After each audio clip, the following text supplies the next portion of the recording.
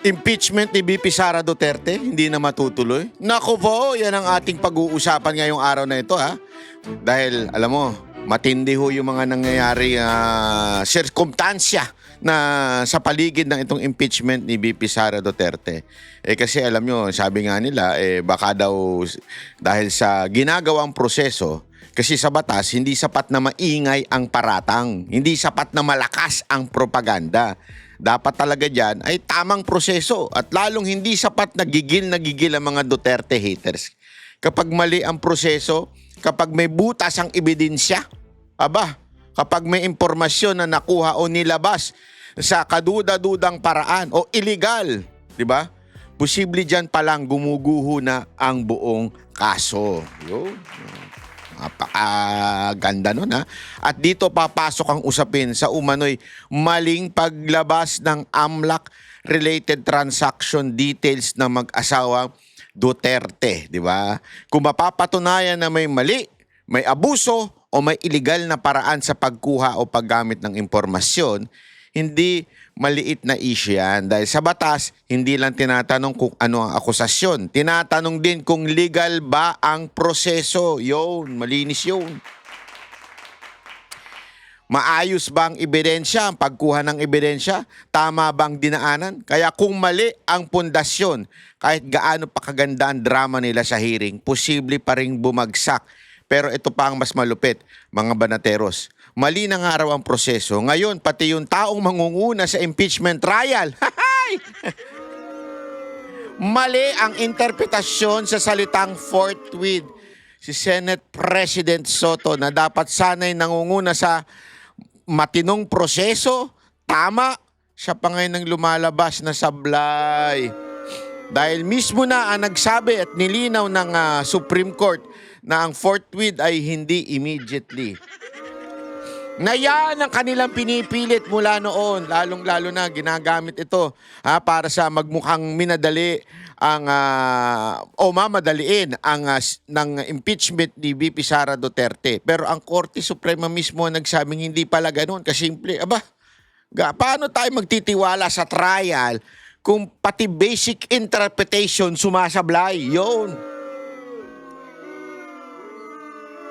Kaya ang tanong ngayon, impeachment ba ito o political operation na minamadali, nilalagyan ng drama tapos pinamumunuan pa ng taong sablay ang basa sa legal na proseso? Huwag kayong aalis dyan dahil dito natin bubusisiin kung bakit posible.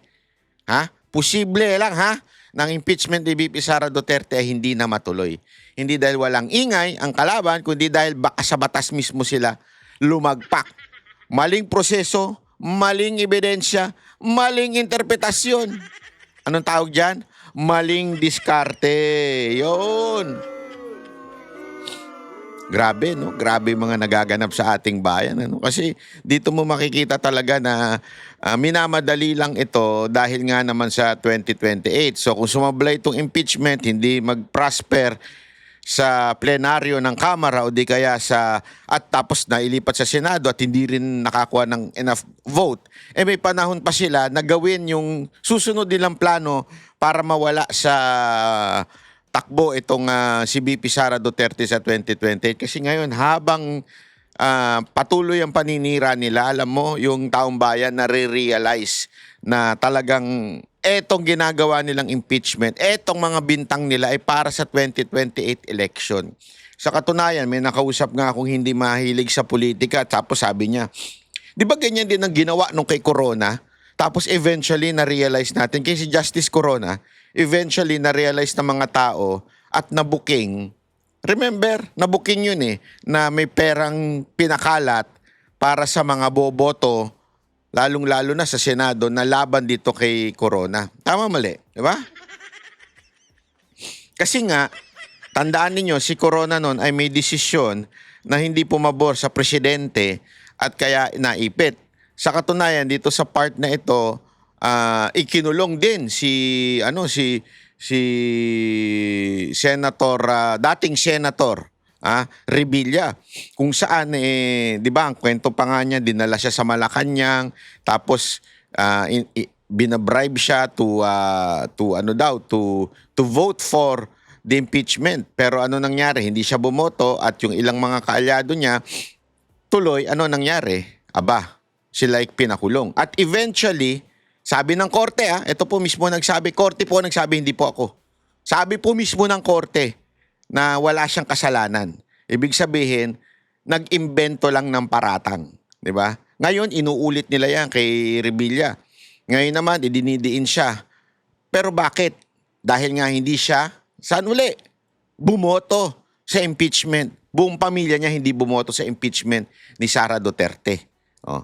So ngayon, same fate. Tama kayo, same fate. Kasi sinasabi ng iba, second time around, tama kayo. Kasi noon, ganun din ang pinapagawa sa kanya, bumoto sa impeachment ni Corona. Ngayon, ganun din, bumoto sa impeachment ni VP Sara, hindi sumunod. Matikas talaga ito. Di ba? O ayan, kinulong siya uli. Ganun na ganun ang diskarte talaga nitong mga diktador na nasa gobyerno natin. Pag hindi makuha, ano gagawin? Ididemanda ka, ikukulong ka. Katulad ng nangyari ngayon kay Jay Sonsa.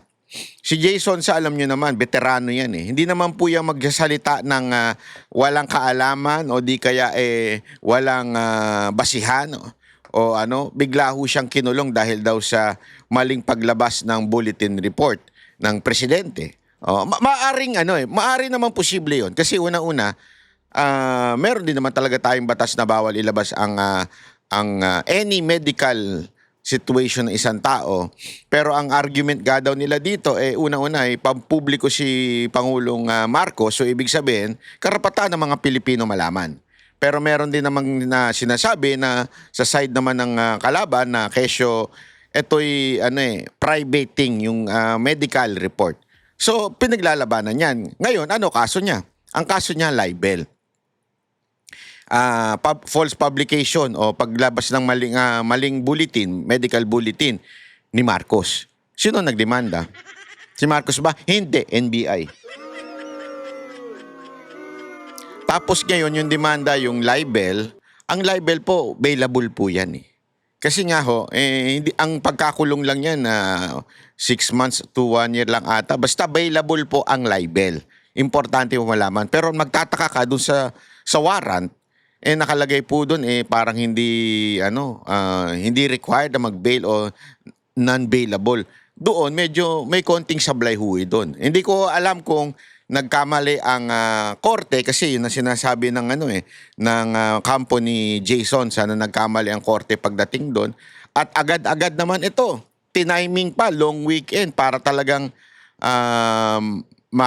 hindi ma-argue at makulong si Jason sa ng 3 araw, which is ito'y tila pananakot ho sa mga bumabatikos kay Marcos. Ito'y magbibigay ng takot sa mga nagkikriticize sa kanya. Yun ang akala nila. Hindi, yun ang akala nila. Alam mo, mga kababayan, tayo sabi ko nga sa inyo tuloy-tuloy lamang po tayo. Lalaban tayo para sa tama as long as we are doing everything legally. Kasi sabi ko sa inyo, yan ang isang bagay na hindi ko gagawin. Gumawa ng illegal, naku, di ko gagawin yan. Kasi una-una, hindi ako malalagot lang sa gobyerno. Malalagot ako. I have a boss. Okay? I have a boss na hindi nyo nakikita. Yan po ang ating Panginoon. Hindi ako gagawa ng kasinungalingan para lamang po i-criticize ang someone. So tayo ay talagang hindi nyo kailangan magbantay dito. Kaya ito mga NBI, sigurado tayo. Binabati ko kayo dyan. Hindi nyo kailangan magbantay dahil ako'y susunod kahit wala ho kayo. Kasi ako'y sumusunod ho lamang sa Diyos na atin pong sinasabi ang katotohanan. Ngayon, kung meron man tayong pagkakamali, halimbawa meron tayong napagkamali kasi hindi naman ho tayo perfecto, tulad ho din ng ibang mga news outlet, di ba? Yung mga news company, whether ito'y mainstream media o online. Meron din pagkakataon na nagkakamali. Pero doon, wala hong malisya. Kasi ang malisya ho kailangan, yan yung factor na kailangan sa libel. There is a malice. Ibig sabihin, alam mo nang mali, ginawa mo pa. Di ba?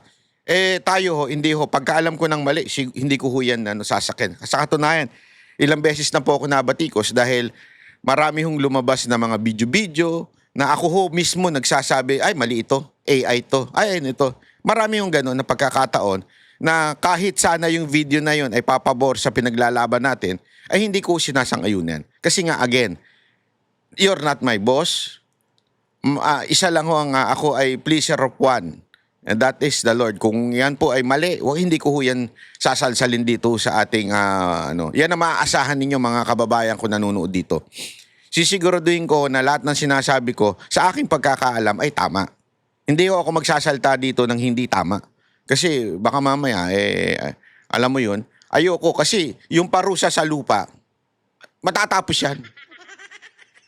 6 na buwan, matatapos yan. Pero yung ano, kalabanin mo, Diyos, yan. Naku, napakahirap yan. Hindi ho yan. Sabi nga, di ba, if God is for us, who can be against us? Pero there is the other side. Ano yun? If God is against us, who can be with us?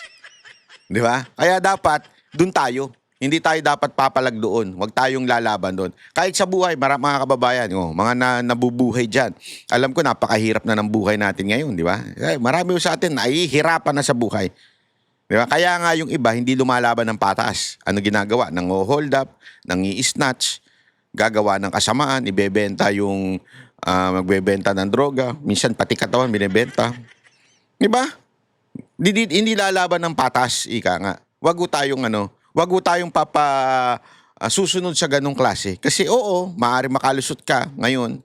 Pero tanda mo, sabi nga, we are free to do anything but we are not free from its consequence.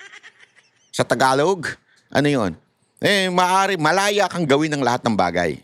Pero yung consequence, hindi ka malaya dyan. So kung gumawa ka ng mali at labag sa batas, yung consequence niyan meron. Ngayon, paano pa kung yung batas ay binibend? Yun ang patay tayo dyan. Katulad ng tila nangyayari ngayon, maraming batas na binibend, di ba? Marami hong batas na ginagawa ngayon na tila, katulad nito, supposedly, ito'y bailable. Hindi naman naging bailable. Sabi ko nga, patay tayo dyan. Mukhang bendalo yan, ha? Bendalo principle yan, ha? Tapos, again, ito, tingnan nyo ito, ha? Naisip ko nga ito, Maaring alam nila, kasi tandaan ninyo, sabi nung iba kasi tiniming daw during the weekend. Alam nyo, even holiday, may piskal na pwede ka merong tawag dito, parang bail court. Di ko alam kung anong specific na tawag dyan. Pero ginawa na ng paraan ito ng Supreme Court before. Narinig ko rin kasi inorient din ako dyan. Meron namang pwede ka naman mag-bail even weekends. Okay? Di ba? So, yung ewan ko this is just a theory. I'm not saying this is what really happened. This is just a theory. Okay? Iniisip ko na talagang sinadyang walang bail kasi alam nila pag may bail, pwedeng mag-bail kahit weekends or holiday. Okay? So, makakalabas ka agad si Jason sa. Ngayon, ginawa nilang non-bailable, although, eventually, malamang, babawiin o itatama yung non-bailable. Pero as of now, since there is no court, yung court na nag-issue ay during holiday ay wala, hindi siya makakareklamo o makakapagsampa ng counter na o mahihiling sa korte na pwede medyo may problema ho dito sa warrant gano'n. So ibig sabihin nun, para atang sinadya. Hindi ko sure kung totoong gano'n na nangyari. Ito'y haka-haka ko laang. Hindi ko sinasabing ito ang nangyari. Ito'y haka-haka ko laang na baka naman. Baka gano'n ang ginawa. Which is we do not know who did it. Whether the court or the NBI, we do not know. Okay? But the point here, may tutuwid na yan Monday, where the court is nandun. So pag naituwid na yan, naka-spend na ng 3 araw si Jason sa kulungan. Bakit ginawa yun? Alam mo, magbibigay talaga ito ng takot doon sa mga pipitsuging vlogger. Diba? Magbibigay ho ito ng hindi magandang interpretasyon doon sa mga vlogger na madaling matakot. Kaya lang, sa tingin ko, mukhang dito ata ho sila nagkamali ng konti. Dahil nakikita ko sentimento sa social media. Hindi ko sinasabing tapang-tapangan po ako, ha. Na sinasabi ko, nakikita ko yung sentimento ng mga netizen na instead na matakot, lalong nagalit. Kasi it's a very obvious na mali sa tingin nila, sa tingin natin, sa tingin namin, tapos ginawa pa rin. Alam mo, sinasagad-sagad po kasi nila eh. Kung papansinin ninyo, nagsimula yan kay Pastor Kibuloy eh. 'Di ba? Sabi ko nga ho sa inyo eh. Noon pa lang sinasabi na ng Banateros ito eh. Si Pastor Kibuloy is an example. Example nila kung ang tao ay papalag. Hindi tayo pumalag. Marami sa atin na medyo kini-question pa yun. Parang ayaw nila kay Pastor Kibuloy, ganyan-ganyan, kesyo hindi sila pumalag. Ang akala nila, doon magtatapos yun. Yung panggigipit ng gobyerno. Pero hindi po. Di ba? Hindi po natapos doon ang panggigipit. Sinunod, sino? Sinunod yung mga ilang congressman na hindi pumapanig o nagkikriticize sa gobyerno. Sumunod, sino? Mismong si Pangulong Duterte. Dahil doon sa ginawa nilang yun, hindi po nila nakita na pumalag tayo doon sa maling ginagawa nila. Kaya ano ginawa? Sinunod-sunod na hanggang ngayon kung ano-ano ng bendalo ang ginagawa nila, lalong-lalo na dito kay BP Sara Duterte. Tulad nga lang ho nito. Ito, pag-uusapan na natin, simulan na natin. Yung tungkol doon sa paglabas ng AMLAC. Ito'y sobrang mali. Panoorin natin to. Good evening, I'm Pinky Webb. Tonight we ask the questions, we tackle the issues, we clarify matters, and we get on point.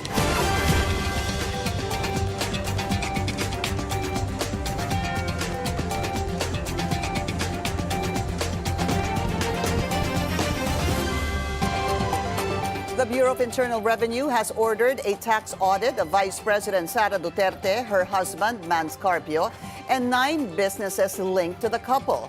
This comes after the Anti-Money Laundering Council flagged billions of pesos in their bank transactions during the House Justice Committee's hearing on the impeachment complaints against the Vice President.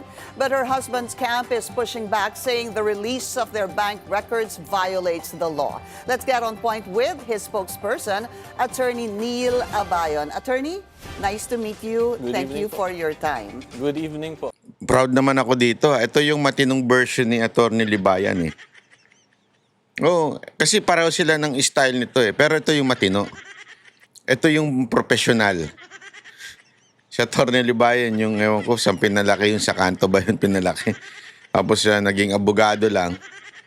Tapos nag-vlog, kukuya-kuya ako eh. So sa mga hindi nakakakilala, bago ho kayong talagang spokesperson ni Attorney Mans Carpio. Yes, very recent lang po. Last Monday lang. Okay. Finalize yung engagement. What happened? Are you friends? Do you know each other from the past? Why the need for a spokesperson? So, si Attorney Mans, that's the first time I met him. Si VP Sara, I've had some interaction before during my days as a former congressman in the 17th Congress. But from 2019 onwards, wala naman akong interaction with them. And then, maybe they just needed someone who can explain to the public. That's why he engaged my services. Did you have any reservations about being his spokesperson? So, I just checked if I had any conflicts of interest because I'm also a practicing lawyer. And wala naman. And then, I asked him about his plans, legal plans. Then, mukhang nag-aalay naman po kami. So, I accepted the legal adventure, so to speak. Taga Davao ba kayo? Taga Northern Samar. Northern Samar. Waray I and see. Bisaya. Okay. Yes. Okay, so again, that's Attorney Abayon. For those who, I'm sure you'll start seeing him on television. Parang takanta kasi no? Bakit mo dinidepensahan? Kasi alam mo, sa totoo lang, ito kung meron man ang mga media o kaya mga pinklawa na pinaniniwalaan, nandun sila sa bubble sila eh. Yung akala nila lahat sila tama. Totoo, hindi ko sinasabing siya itong reporter na babae Pero meron kasi sa kanilang Kasi ang problema ng social media, sometimes, kung ano yung political leaning mo, yun lang ang lumalabas sa'yo. Pansinin niyo yan. Kaya nga dapat paulit-ulit ko sinasabi sa inyo, tingnan niyo yung kabilang kampo o kabilang kanto. Tingnan niyo yung argument nila. Kasi unless makita mo yon o open kang tignan yun, hindi mo talaga makukonfirm sa puso at sa isip mo na tama ang iyong pinaglalaban. Kung lagi lang ang tinitignan mo, pinapanood mo yung mga kakampi mo, natural, magpapalakpakan kayo niyan. Ganun na nangyayari sa mga pinklawan eh. Dahil nga sa kanilang iniisip na tama lagi ang sinasabi nila, para silang tanga nagpapalakpakan sa isa't isa. Tama yung ginawa mo. Kaya nga tinan mo, lahat ng ini-interview nila, yung mga kaanib lang nila. Yung kano lang nila, pareho lang nila ng kulay. Bakit to kanyo? Kasi nga, para hindi nila makita yung buong picture. Pero buti na lang din, kahit papaano may mga ganito na nagbubukas kahit papaano doon sa kabilang panig. Lots to talk about the complaint filed. The complaint filed against the BSP governor, the AMLAC executive director, and some congressmen and congresswoman. Yes. Ay, hindi, congresswomen, dalawa, Congresswoman Luistro and Congresswoman Laila De Lima. Yes, yes. Nag-file po si Attorney Mans Carpio. He was together with his lawyer, Attorney Danao. Tama Yes, hon? yes, Attorney Attorney Danao. Danao. I think that was Monday, if I'm not mistaken. Monday morning, yes. That's right, no? Complaint before the Quezon City Prosecutor's Office. Basically, yung sinasabi nila, there was a violation of the Anti-Money Laundering Act, Yes. the Bank Secrecy Act, and the Data Privacy Act. Didiretsuhin Yes. ko na po ito. Bakit sila lang? Si AMLAC Executive Director, si BSP Governor, si AMLAC Chairperson, si Congresswomen Luistro, De Lima, at Congressman Sendanya at Shell Yocno po. So, yung nag-release po kasi ng AMLAC records, well, first alleged AMLAC records because we have not received an official copy ng AMLAC records as of today. And even, prior to the hearing, up to date, wala pa po. So, since it's AMLAC, then AMLAC is under BSP, sila yung finailan. And then for the very specific Congress people, sila po kasi yung nag-motion for the issuance of subpoena, second the motion. Pero if you look at the complaint po, there's also yung John and Jane Does.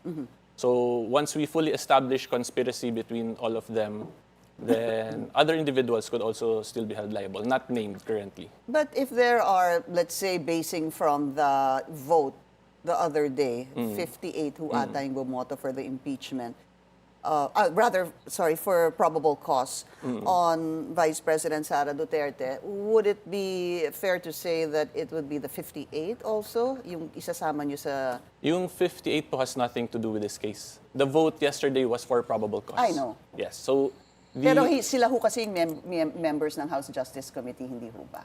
Did all 58 also vote for the subpoena? So yung pinakaano po talaga namin currently is the one who moved, then seconded the motion.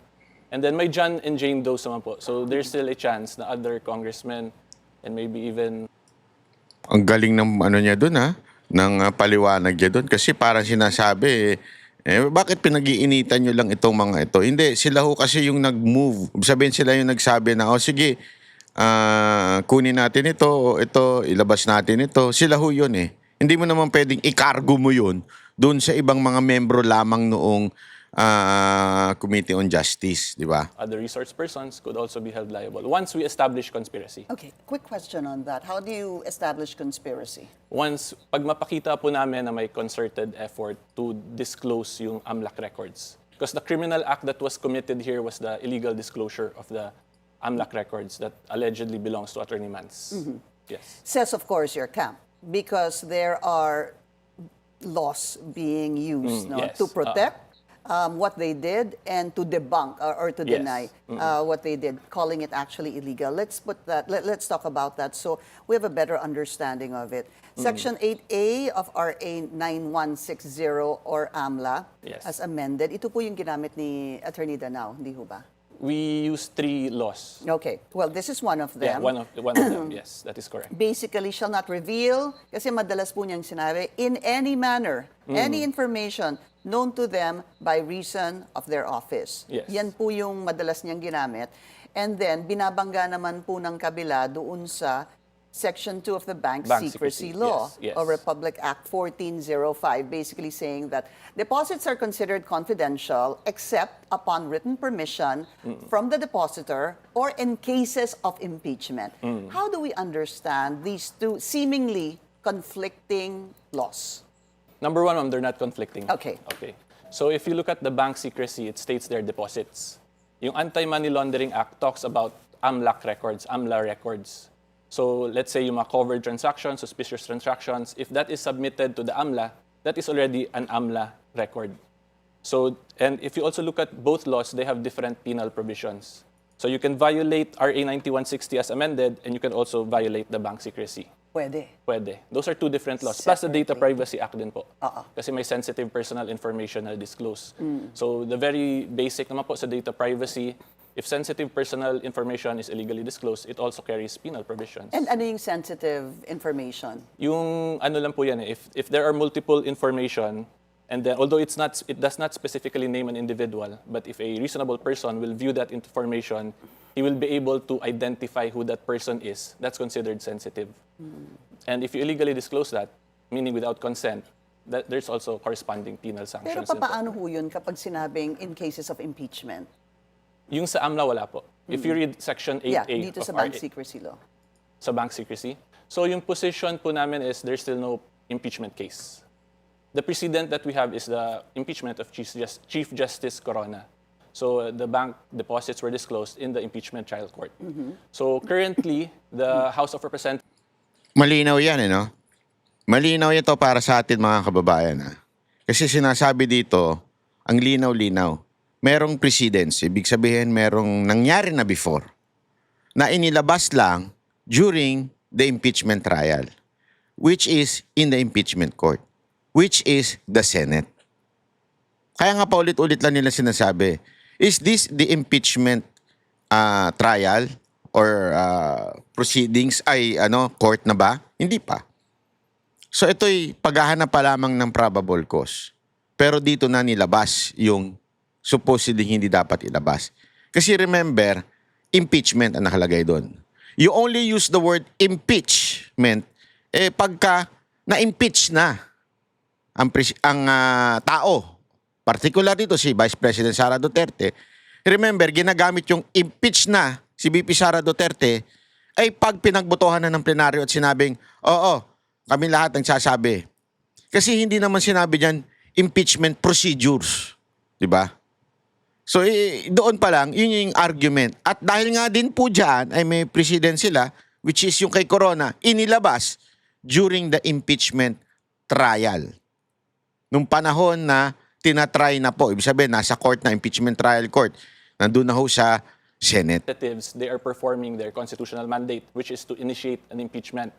And as described by the HOR themselves, it's akin to a preliminary investigation. Parehas daw po sa PI. That's right. So, in regular PI, wala pong court power ang investigating prosecutor. Akin, but does not necessarily mean that what happens in the PI, they take in hook, line, and sinker. Because also under the Constitution, it says the House shall promulgate its own rules Yes. during the impeachment because it Yes. says that they have the sole jurisdiction to initiate all impeachment proceedings.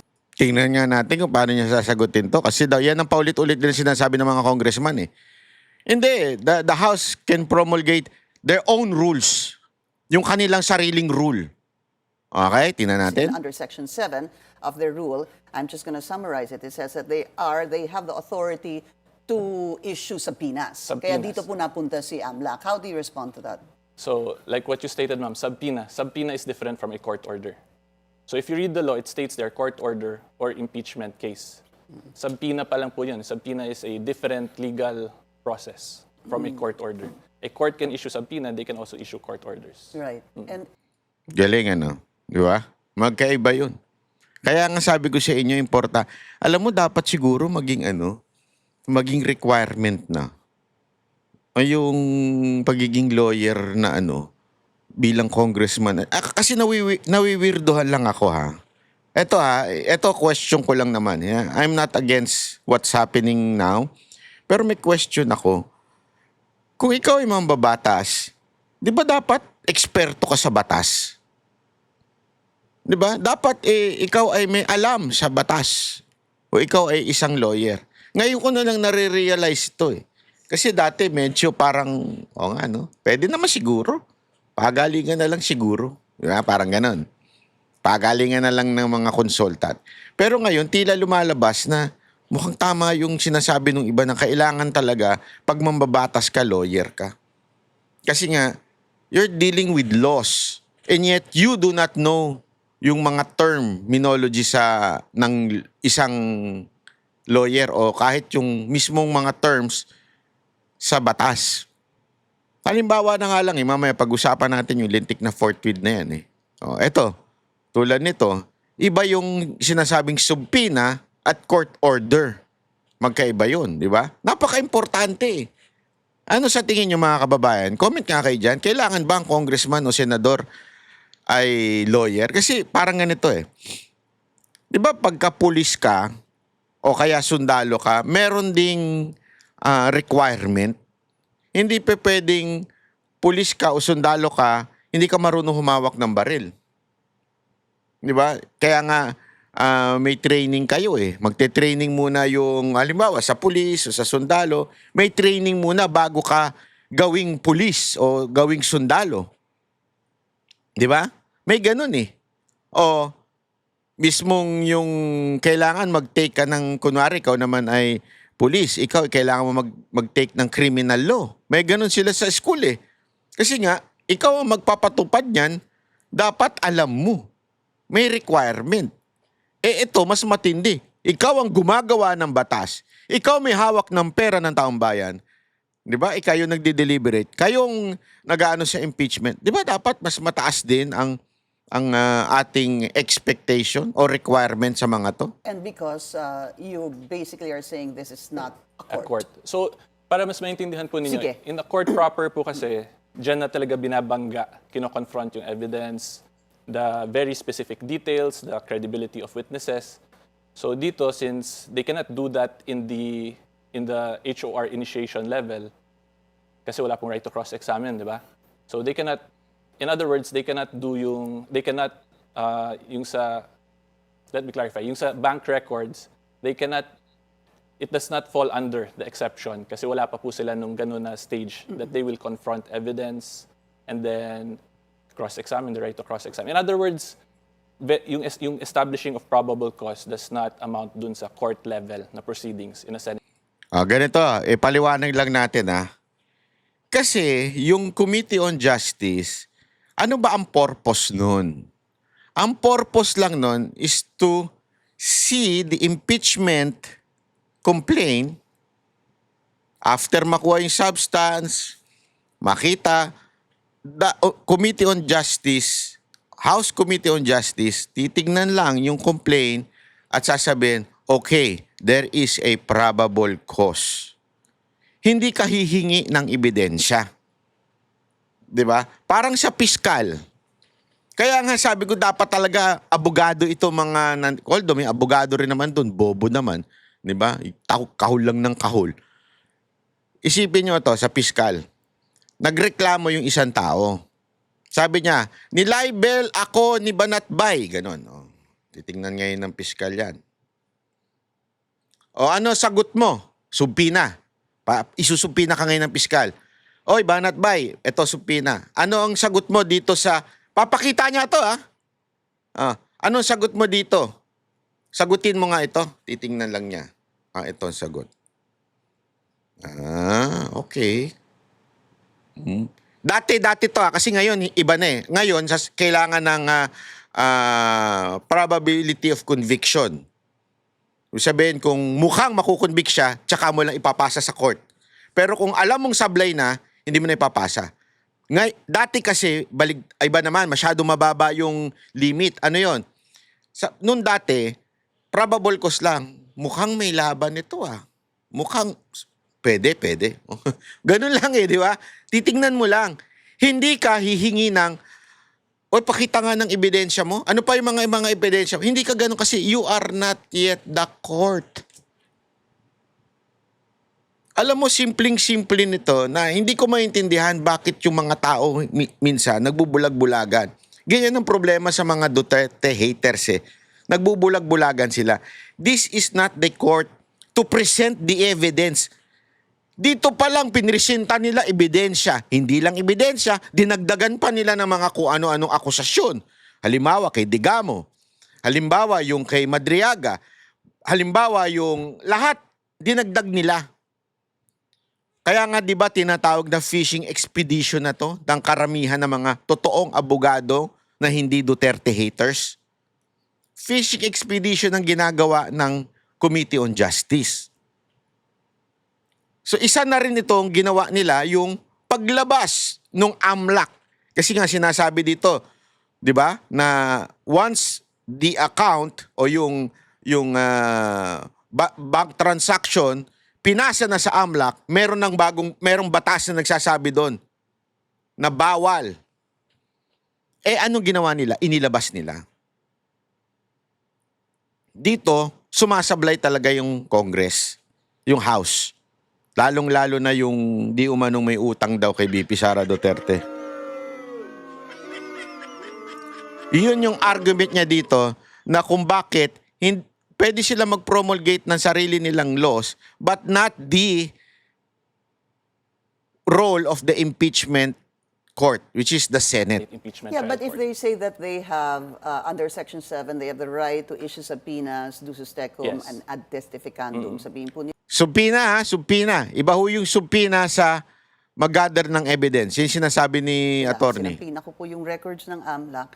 Anong gagawin ng AMLAC? Hindi sumunod? If you read Section 8A po kasi absolute yung terms. So currently, wala po tayong 8A precedent. of what? 8A of RA 9160 Okay. as amended. Si AMLA. Shall not disclose in any way. Yun That's nga the specific word.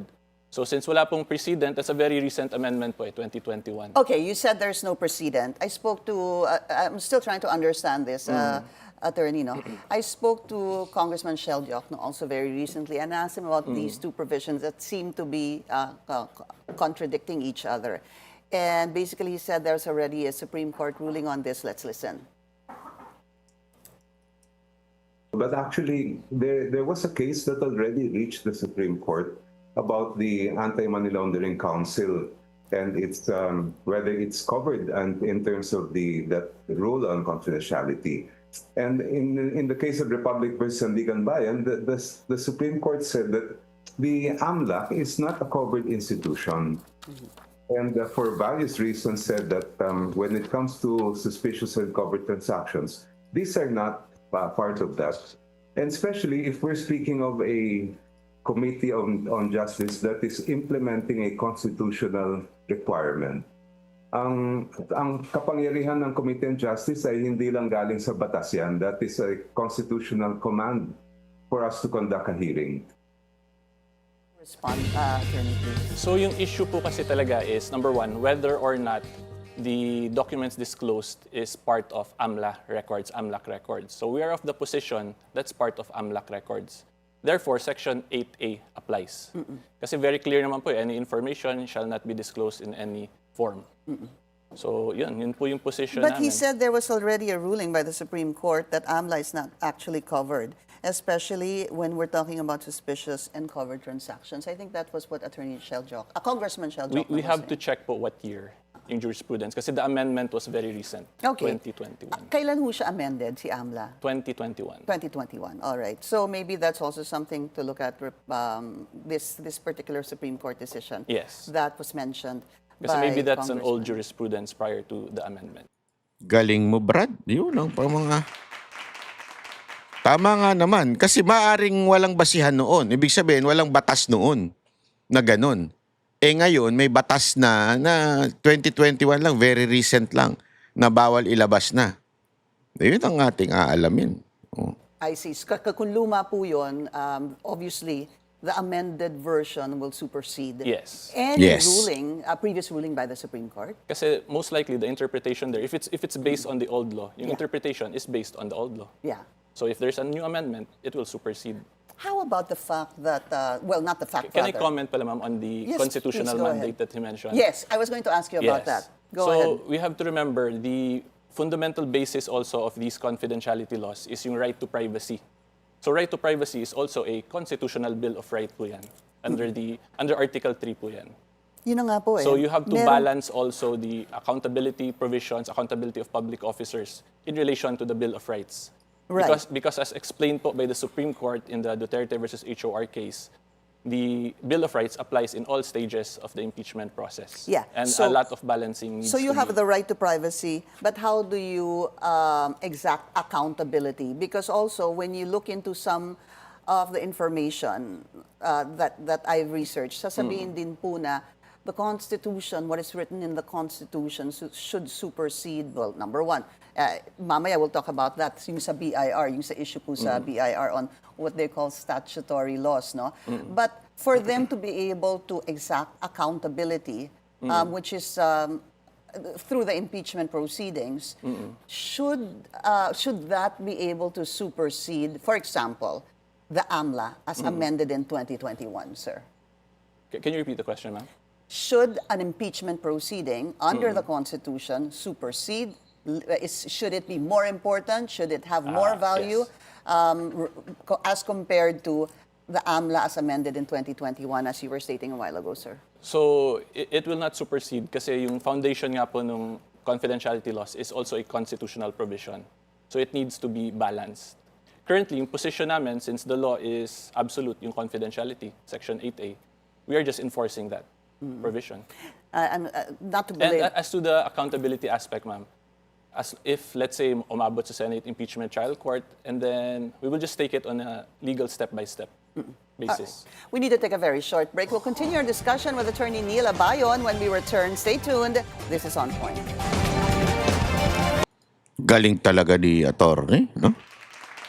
Ma-interview natin yan mamaya, ha? Panoorin ninyo sa Vox Populi.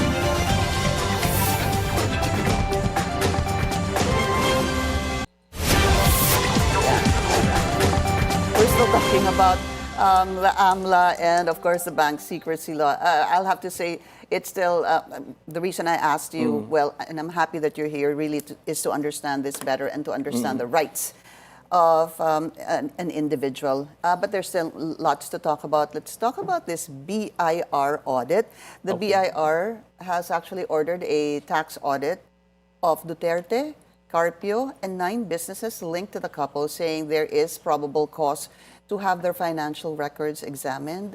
Can you comment on that, please, sir? So we have not, as of today, we have not received any letter of authority, any LOA pa naman po. So we're just waiting. Once it's official, then we will, again, take it on a legal step-by-step basis, the proper procedure lang po. So how We will many, respond accordingly, in simple terms. fair enough, how many businesses does Attorney Mans Carpio have? So we would not be disclosing muna any specifics because we also would want to reserve our legal strategy once the appropriate time arrives. Pag Okay. na-receive po yung LOA, then we will just respond accordingly po. That's fair, but I'll name them because they were already named. Okay.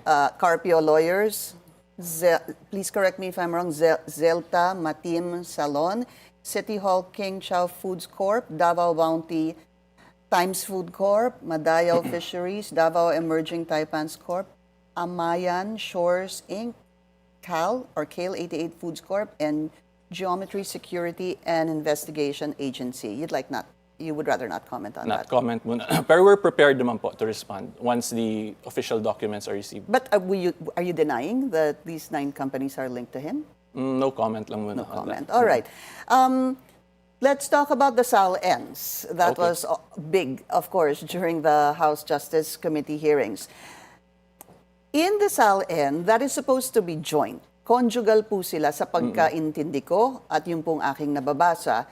In 2007, 2008, and 2009, in the SAL-Ns, only 3 companies were identified or part of the SAL-Ns. Pagdating daw po noong 2024, naging 9 or 10. Okay. Comment on that, sir. No comment muna because Attorney Mans is not a respondent to the impeachment case. Yeah, he's not a respondent, Party to but the we're case. talking about a SAL-N na sila pong dalawa magkasama. Ang hirap Yes. po kasing sabihin na understandably he's not part of the impeachment proceedings, pero yung inilalatag po nilang ebidensya, kasama po siya eh. They're not independent of each other. We'll respond in the proper venue, ma'am. Once cases are filed against Attorney Mans. We're prepared naman po legally. Basta follow lang kami sa legal procedure. Hintayin nyo na lang po. Yeah, he will exercise all legal remedies that is available and respond in the proper venue once the proper time arrives. Okay. Were you concerned? Was it yesterday during the House Justice Committee na nandun po yung box ng sinasabing ITR o yung tax records ng Vice Presidente at ng inyong pong kliyente si Attorney Mans Carpio? Were we concerned? Yeah, that they might open it. We were just observing kung ano yung maging actions nila. Then kung ano yung gawin po nila, we were also prepared to exhaust all available legal remedies to Attorney Mans Carpio. Meaning, sabihin po natin, binuksan nila, mag-file po kayo ng criminal complaint ulit. Well, first we will review what are any, if there are any possible violations. Kung may makita kami, then again, we will just exhaust all available legal remedies. Again, we're just taking it talaga ma'am on a legal step-by-step basis. Yeah. But you obviously spoke to him about these tax records. And while I understand that you will take it a step at a time once you get a notice or a LOA, which is, fair enough, sir. How do you assess all these things that are coming out in the House Justice Committee that involves your client? So currently, yun nga po, hindi siya respondent to the case. So the very basic and rules of procedure, if you're not a party to the case, then you should not respond. Are there SAL-Ns? Can you confirm that they're conjugal? I would reserve naman po from answering first. But I think it was already known. It's clear as day that supposedly that it's conjugal. We'll just respond na lang po ma'am once if ever cases are filed against Attorney Carpio. Mahigpit itong si attorney. Hindi mahugutan ng sagot. Hinahanapan siya ng sagot eh. Delicates kasi una-una, yan ay usapin na legal strategy na yan eh. Kung ano yung isasagot mo eh. Pwedeng gamitin eh. Ganyan ng abogado. Hindi katulad ni Yussi Claire Castro. Pag abogado mo siguro si Yussi Claire Castro, no, kunwari private lawyer pa siya, no, tapos in-interview siya, baka lahat ng sikreto mo nalaman na ng taong bayan. Are there possible conflicts of interest, sir, doon sa mga businesses ni Attorney Mans, being the husband of a sitting politician? Or would you say that all those were above board? Conflicts of interest in what sense? Well, hindi mo ba kapag ikay isang congressman, mayor, kailangan walang conflict of interest na papasukin ng iyong pamilya, that would benefit the family while you are a sitting politician? I'd refuse to comment na lang po muna. Okay. We'll just respond ma'am in the proper venue. Sige. In the right time. Can we talk about the 6.7 billion in transactions because that came out? Attorney, lumabas po yan. Outflows for both, 1.55 billion pesos.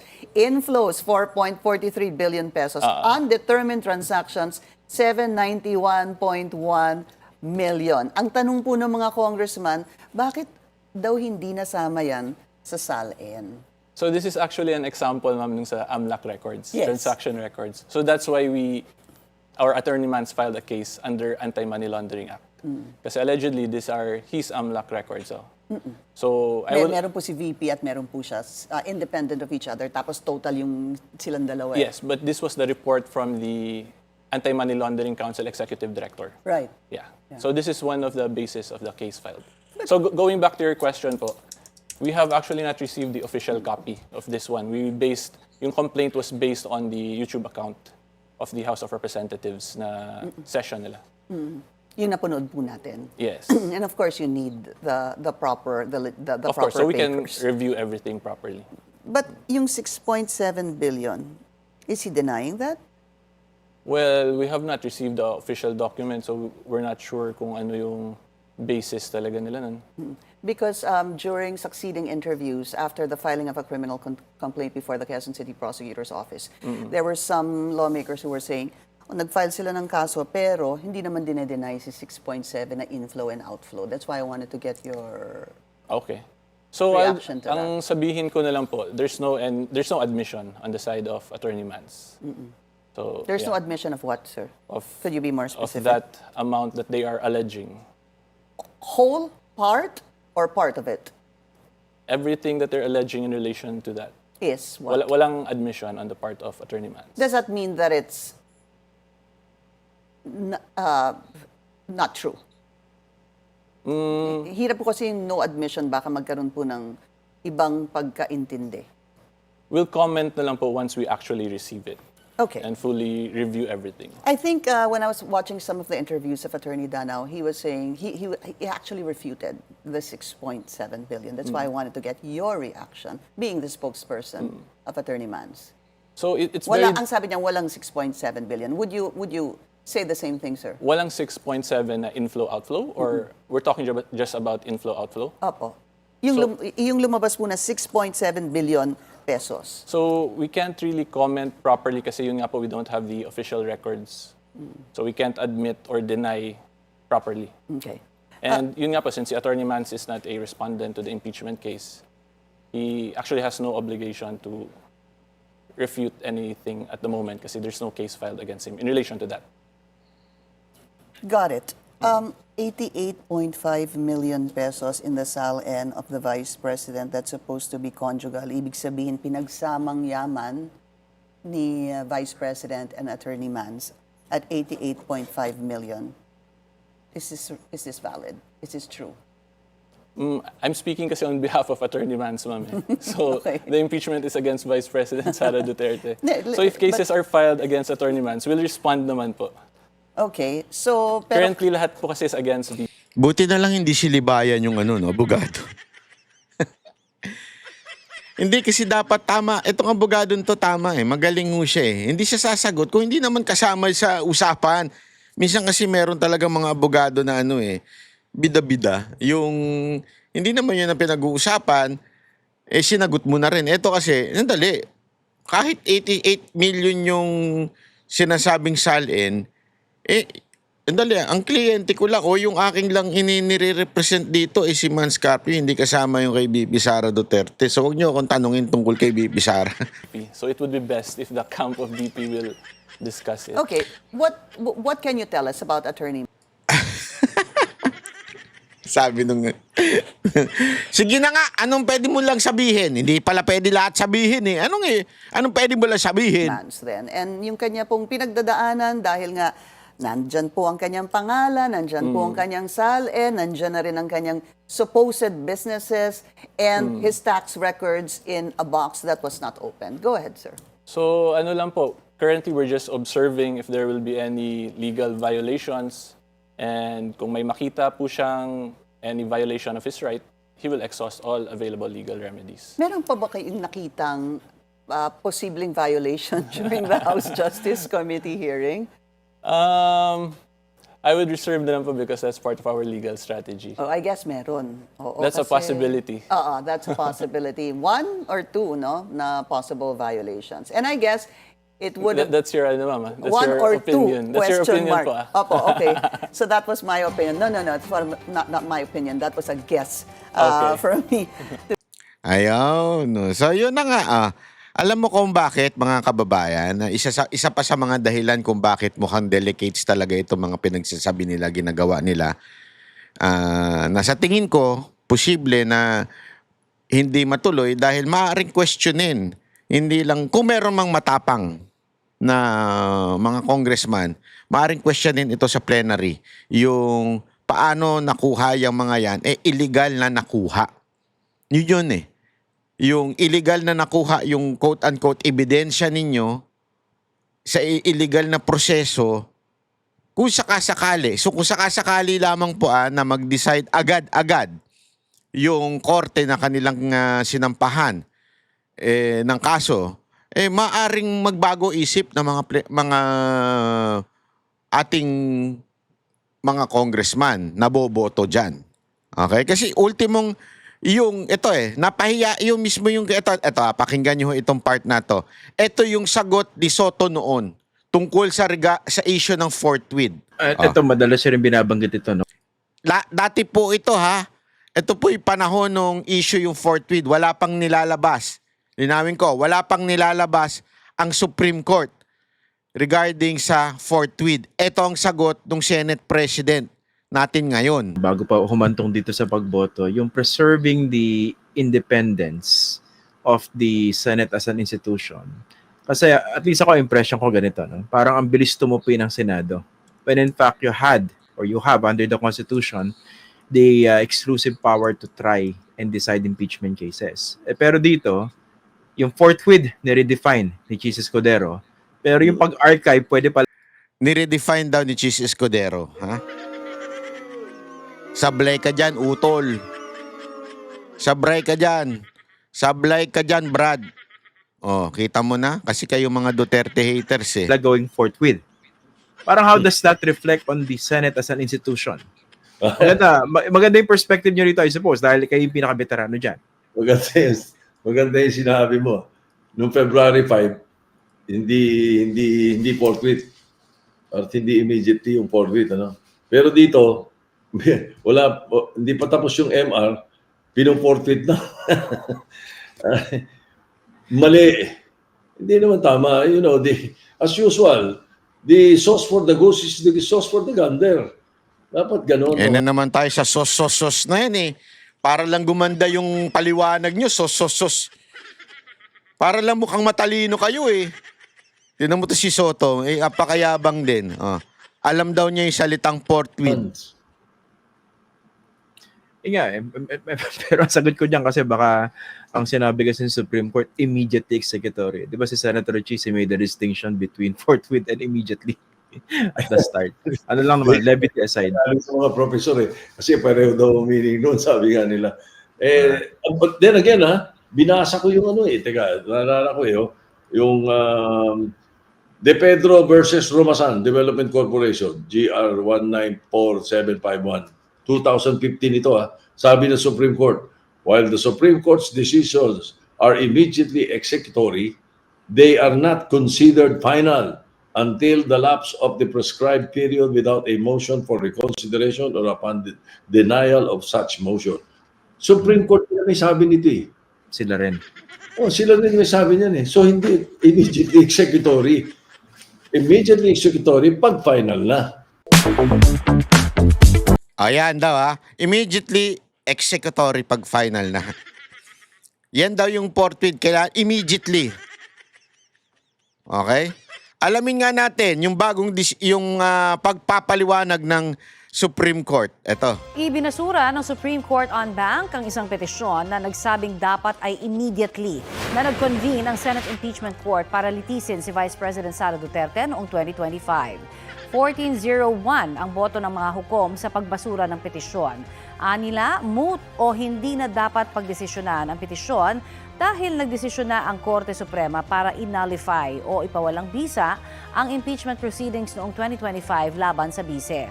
Gayunpaman, tinalakay ng SC ang usapin tungkol sa kahulugan ng salitang forthwith. Ibig sabihin ng moot, hindi na daw applicable kasi nga yun yung before yung nangyari before. Pero idiniscuss pa rin ngayon ng Supreme Court at pinagtitiba yung sinabi ni Chis Escudero na reasonable time. Importante. Hindi ibig sabihin ng forthwith immediate na interpretasyon ni Soto.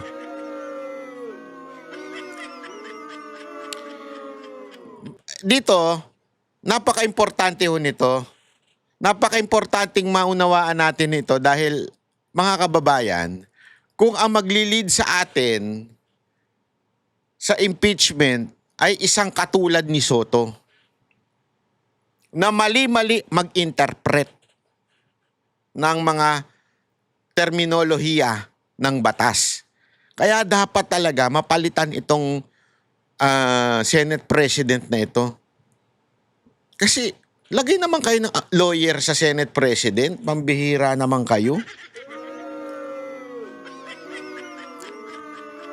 Mantakin mo, pinuno ng mataas na kapulungan na mga mambabatas ay hindi lawyer, isang komedyante. So ano mangyayari? Magiging komedya at drama ang Senado.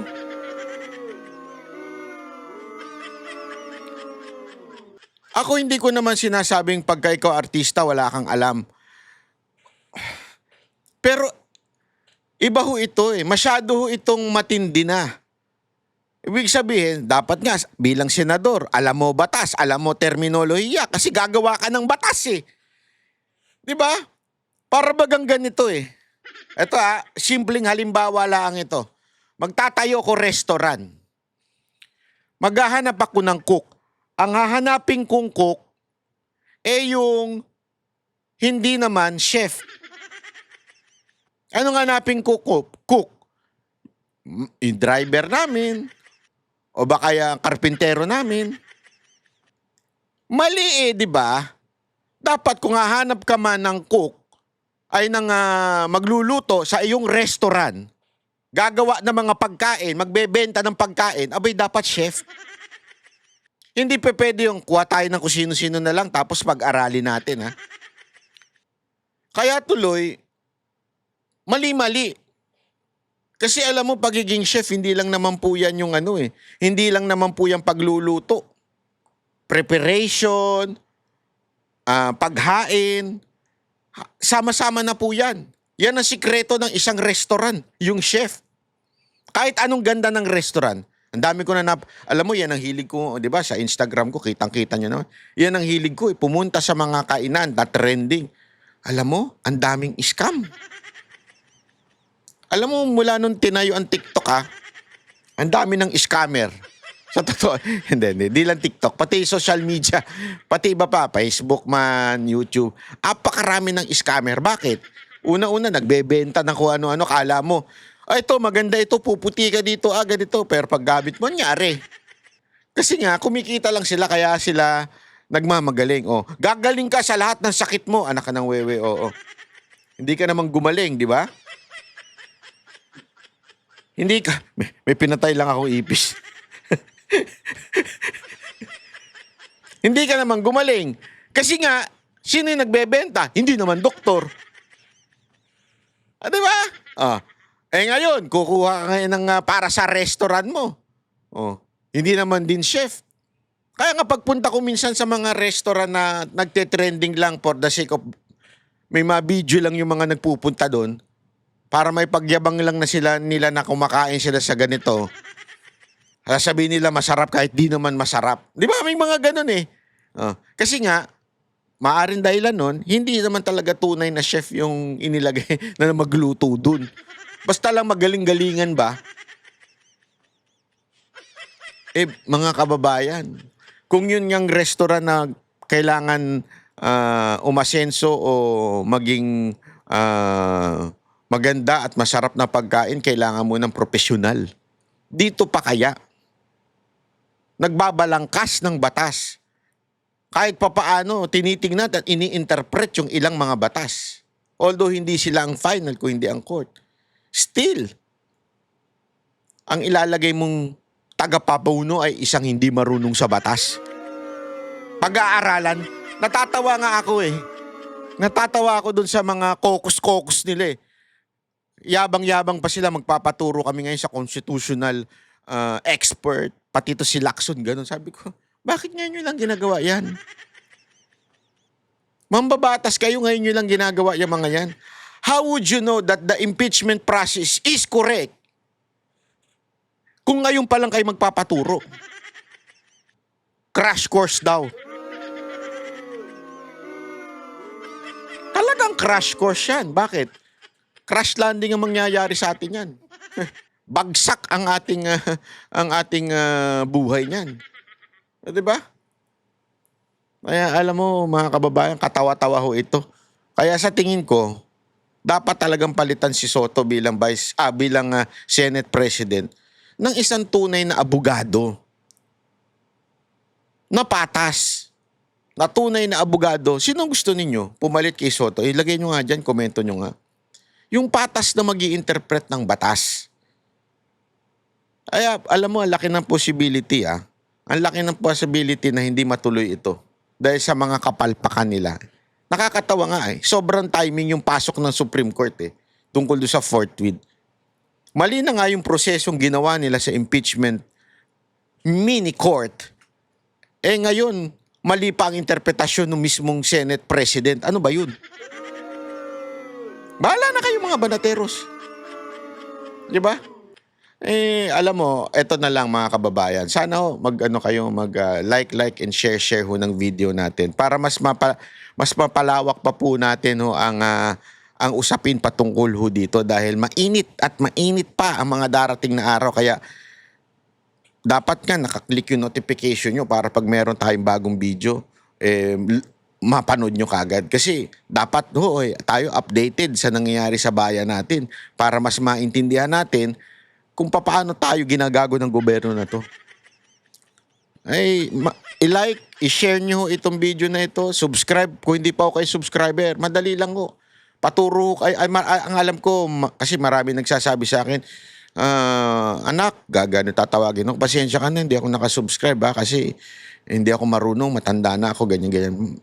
Lolo, lola, baka pwedeng tawagin nyo muna yung mga apo ninyo, mga anak ninyo, paturo kayo sa kanila. Anak, turo mo naman ako, kailangan ko mag-subscribe kay Banatbay. Ang subscription po, wala akong bayad dyan. Malinaw po yan, wala akong bayad na mag-subscribe sa YouTube.